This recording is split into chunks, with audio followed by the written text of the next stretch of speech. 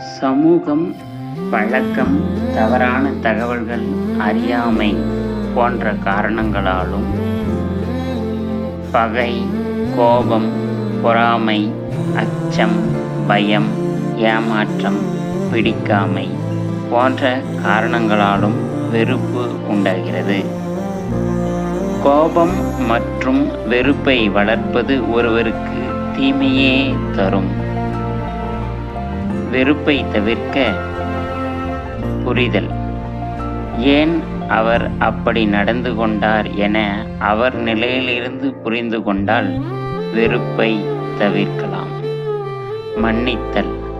மற்றவர்களுக்காக அல்ல, நம்முடைய மன நிம்மதிக்காக அவர்களை மன்னித்தால் வெறுப்பை தவிர்க்கலாம். கவனம் மாற்றுதல். வெறுப்பு எண்ணங்கள் தோன்றும் பொழுது நமக்கு பிடித்த வேலைகளான புத்தகம் வாசிப்பது, இசை கேட்பது போன்ற நமக்கு பிடித்த வேலைகளை செய்யும் பொழுது வெறுப்பை தவிர்க்கலாம்.